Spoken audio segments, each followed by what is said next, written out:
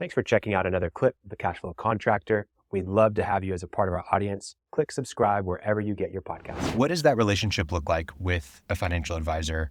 What do you like to have? Like, what is the dynamic or relationship with you? I'm sure there's a lot of heavy lifting at the front end, but what does it look like at that point and beyond? You're right. There is a lot of heavy lifting at the beginning. It's the whole idea of you measure twice, you cut once. Like you're trying to really get a really solid plan. We know that the plan is going to change. President Eisenhower, when he was General Eisenhower, said that no plan survives first contact with the enemy, and finance is the same way. But you still want to plan and prepare as best you can. And I would just tell people when you're sitting down with a financial planner, before they present any solutions, they should be asking a ton of questions. My industry, I'm going to pick on my industry. My industry, we prescribe before we diagnose. It'd be like stepping into a doctor's office. They don't even know what you're coming in for, and they're already saying, okay, here's some procedures that I think you'd be interested in. This is a really popular procedure. This is a really popular drug and prescription. You should probably take this. You're like, whoa. You don't even know what I'm coming in here. Like, I'm pretty sure that I don't have uterine cancer. I don't need to worry about menopause, and that's what you're talking about. Like, but you're laughing, Khalil, because it sounds ridiculous, but that's what happens in finance.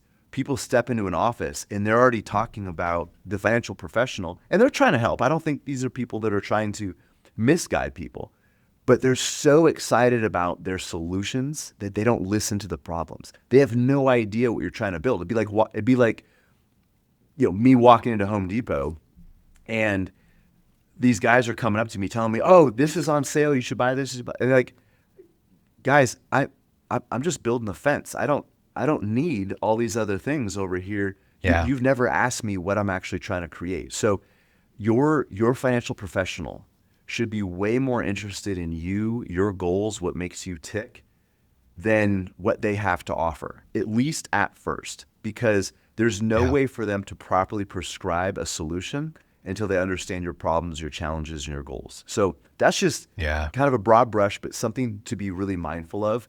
And I sometimes I'm guilty of this. Well, I'm jumping the gun. Like, okay, I've got this great idea for you. This is what it should look like. And sometimes I've got to shut up and be quiet, which your listeners like, yeah, dude, we can tell you like to talk. But anyway, but the other side of it is it's coaching.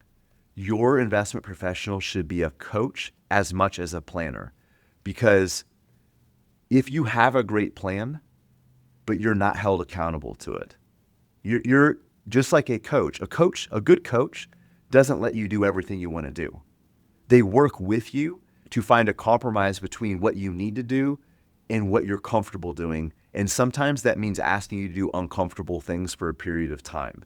So just switching gears a little bit, if we use kind of a diet and exercise metaphor, there's a lot of diets out there. We talk about ingredients, right? Some people are like, you should eat only whole foods. Other people are like, I just live off protein bars. And some people are vegan, and other people are like, well, I'm carnivore. I only eat things that had a mother. And like, it's all over the map. But the number one signifier of success in almost any diet, regardless of what you follow, high carb, low carb, whatever, when you look at these meta studies, which are studies of studies, the number one thread through all these, where people get long-term success, is adherence, is actually sticking to the plan. So Martin, you might have a different plan than me. Khalil, you'll have a different plan than Martin. But if we have a plan that is aligned with our long-term goals, regardless of the various pathways that might get us there, adherence is the number one thing. And just like there's a lot of people probably in this McDonald's line outside that have a diet written out on an app or something like that, they're not following it right now. They're in the McDonald's line instead of being on a treadmill where they're supposed to be. That's how your advisor coach needs to be at. They need to be holding you accountable to the goals and desires, the objectives, what you said was important in your life, and seeing, are your choices and behaviors aligned? And we already kind of talked about this with the ambiguity of investments, the market volatility. Guys, it's hard to be invested for a long time. When you're planting your orchard and there's a storm coming in, it's really hard to not want to dig up all your trees, pull them out, pull them into safety. But you got to stay out there. You got to keep planting. And having a coach in your corner saying, I know this is hard. We talked about this. We didn't know when the storm was going to come, but we knew it was going to. We're going to weather this together. Because so many people treat finance like it's an individual thing. We're siloed and it's uncomfortable to share and talk about. And I get that. But I just believe that finance is a team sport.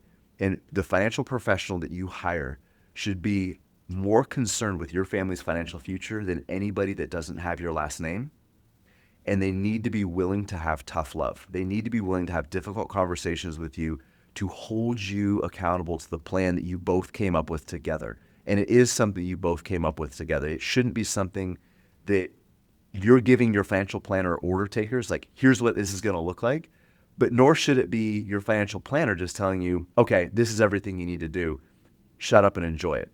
It's a cooperative process. It's a team sport. You got to work on it together. I just have to throw in, I've been here pretty quiet. Two things real quickly. This is classic. And I don't mean to diminish that you're not innovative, Chad, but I mean, it's classic. It works. It's factual, it's mathematical, and it works. If you do it, it works if you stick with it. I just want to say something else in passing real quick when you're talking about the storm and wanting to pull up your orchard and take it to the bank and then put it back in later or whatever it is. When I was trading corn, as a commodities trader in Nebraska, if you knew nothing and flipped a coin to go up or down, you had a little less than 50% chance of making money and less because there were transaction costs. At the time I was doing it, if you interjected your intelligence to it, it dropped to 92.8. 8% of the people who traded individual stocks, let's call it, made money, and 92 didn't. Whereas just flip a coin odds were like 49. So, I mean, yeah, everything you've said. Yeah. And the hard part is, well, you know the hard part as well or better than I do. There are two things. One, I've always had a hard time if people don't have a vision for what their future, how to train them. They will tell you things because they think they should, but they don't really know. I don't blame them for it, but how can you coach them to do that? Well, and Martin, along those lines too, it's these are hard things, and I don't take this lightly, but that's why it's so important to have a plan and a vision of your future, because you have to have a vision of what is possible, or else it's really, really hard to stay accountable to the difficult things in the short term. And again, if we go back to that fitness example, if your personal trainer has you on a treadmill at 6 a.m, but you don't believe you can lose weight, you don't believe your cholesterol can go down, you don't believe in what's on the other side of that treadmill, you're going to get off. You're going to fire the trainer. You're going to go back to doing whatever. So if you can connect the challenging choices, the difficult things, like weathering those storms, because you are confident, you have a plan that works, you know that your investments, the ingredients that you have in your financial plan fit your long-term goals, even if they're hard to own right now, it's a little bit easier to stay the course because you're not just focusing on the investments and what they're worth, you're focusing on your long-term financial plan. It's what we talked about at the beginning of our conversation, is pulling yourself out of the present and focusing a little bit more heavily on the future. And you're right, Martin. None of this is what I'm saying. None of this is groundbreaking. Just like writing somebody a postcard to say, man, Khalil, I really appreciate you. I really enjoyed our conversation, and just you're doing a great work. Keep it up. Hang in there, Chad.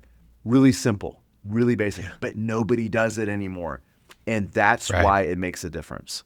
Thanks for checking out a clip from the Cashflow Contractor. We have full episodes where we go deep on topics that help you grow a construction business that runs without you, so you can have less stress, more time, more money. Now, we've got other videos, other clips, but if you want to check out the full episode for this clip, you can click wherever our editor put it. It might be here, might be there, might be over my face, I don't know. But thank you for checking us out. We'd love to have you as a part of our audience. So subscribe or check out a full episode wherever you get podcasts.